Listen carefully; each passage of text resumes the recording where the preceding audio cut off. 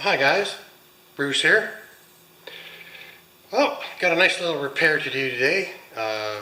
Rope's broken on a Briggs & Stratton MTD lawnmower.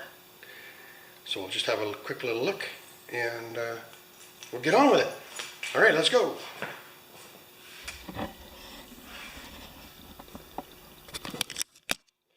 So there's our nice little lawnmower. I did clean it up. I don't like working on dirty, greasy old lawnmowers, but there's where the rope comes out and it goes up to this loop here. So on these types of lawnmowers you use a little bit more rope, about 2.5 feet more rope than a standard old lawnmower where the handle is right here. And we're lucky. The owner had the old handle, the old rope, and the rest of the rope is inside there. So we're going to put it up on the stand and then we're going to get at her.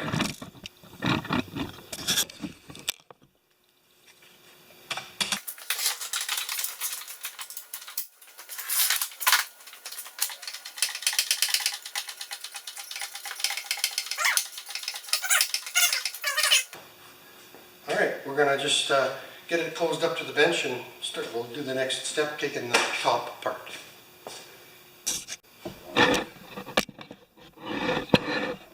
Can you see that okay? So we're going to take the top apart, Phillips screwdriver for the 2 retainer screws.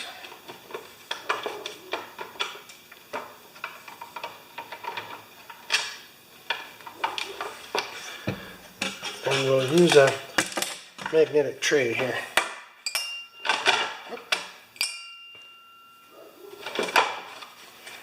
Alright, the next thing is the 3 5/16 bolts that hold on the cover.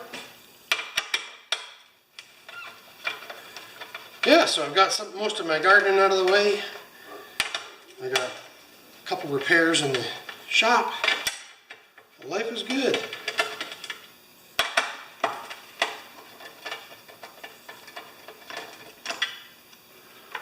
One.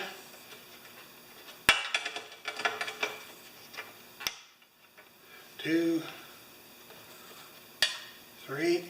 Now this should just tilt back, so we don't have to take the tank right off the mower. Isn't that cool? There's one more pivot point back down in here.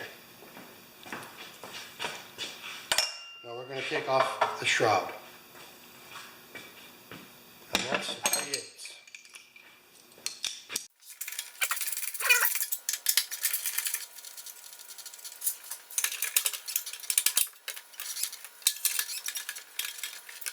Alright, oh, and there's one more, I'll show you that, that holds down the oil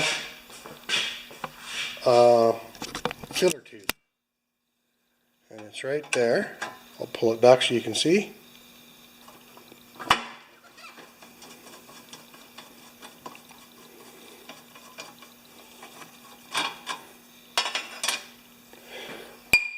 Oh, dropped it. Now this is just going to pull up and away a little bit. And we just rotate that so that we don't get, it goes down to here and we don't get dirt in the oil, excuse me. Alright, so now we're going to pull the shroud off. Should come off, yeah. And we'll have a look inside. Be right back.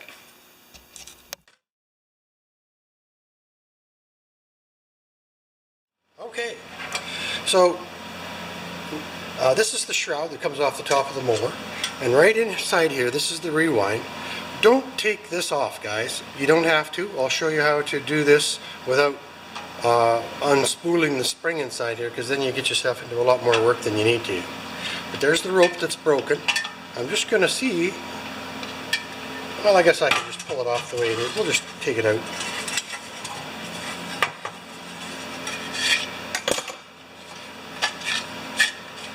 Maybe. There we go. I'm going to stick a screwdriver just in between there to hold it like that, so it keeps it from bouncing back, and then we can just pull this rope out. Okay. Did you see that? Hopefully. So now we're going to wind this just just let the tension off the spring.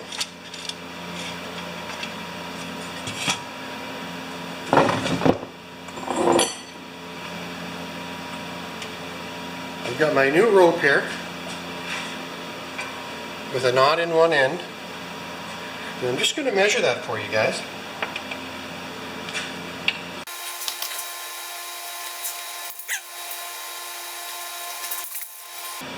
So the new rope would be 88 inches long. And that'll work. You can go a little longer if you want. So now this is what we're doing next, is the secret to the whole thing. I'm going to put 5 or 6 winds of tension on this spring. And I'm going to right there where the holes line up there and there. That's where I'll start my counting. I'm going to do 6, I think. Whoop. So I'll start right there. I'll put my screwdriver there. Oh boy, I gotta be careful here.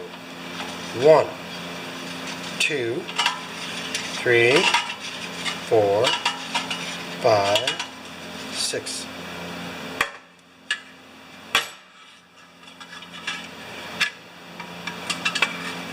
Okay.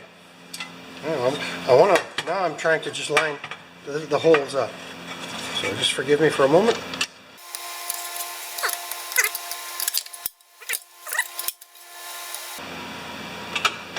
There. Alright. I just put the screwdriver through to hold the 6 turns on the spring, and now I'm going to feed my new pull rope through. So here we go. There we go. So now I'm just trying to feed it through so that it hits both holes. And look at that.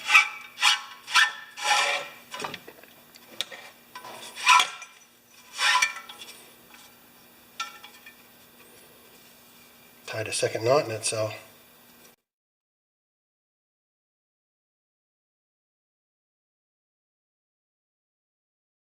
now before we get out of sorts, we're going to stick the handle on this cord. So we'll take the old one out. That was easy. And we'll just stick the new one in. Now I like to put just a little curve in that on these types of handles so that when you push it in, it follows the hole. Maybe. Got to hold your lips right.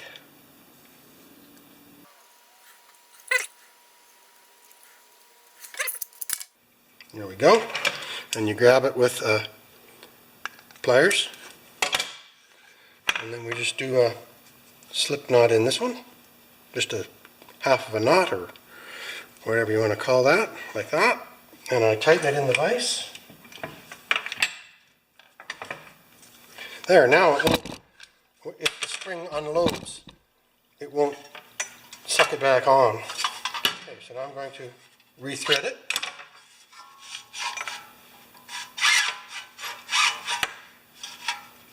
And that's it. And that's just right.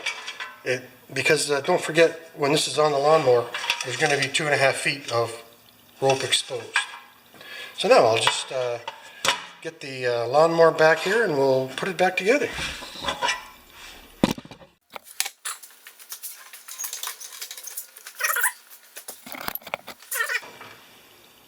So this is the other side of the lawnmower now.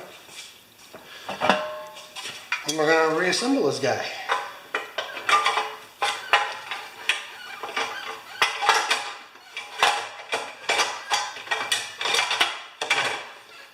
All of a sudden you just feel it settle. And we'll take our 3/8 bolts.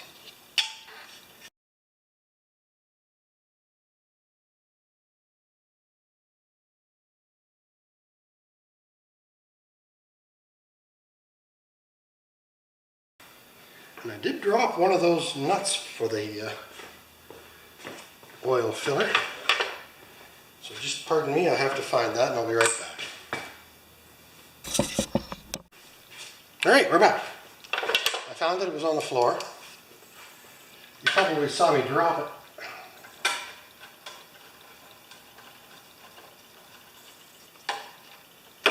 Okay, so I'm going to unplug the spark plug right now because I want to extend the rope back up to the ring up here.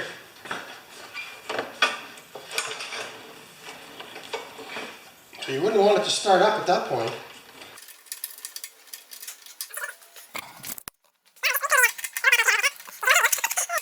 Oops. And I'll just tighten that up.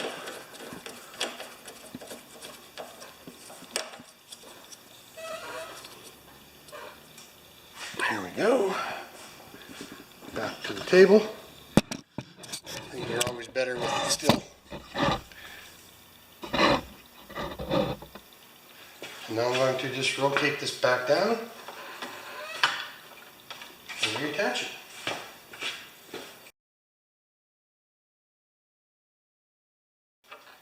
You don't want stress on anything here because it's plastic and it'll just crack.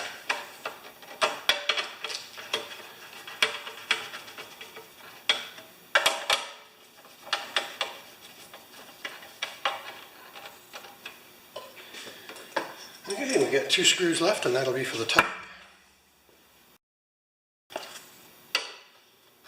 That slips through like that.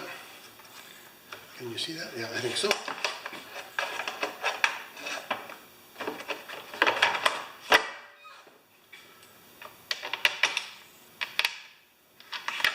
Can't use a nut driver for that. Excuse me.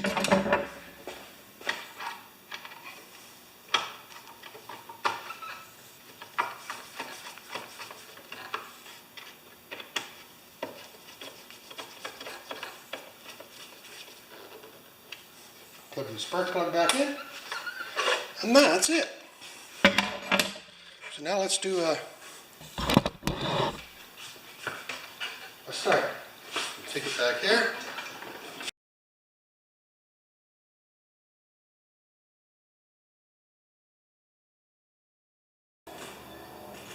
It's been sitting for a while.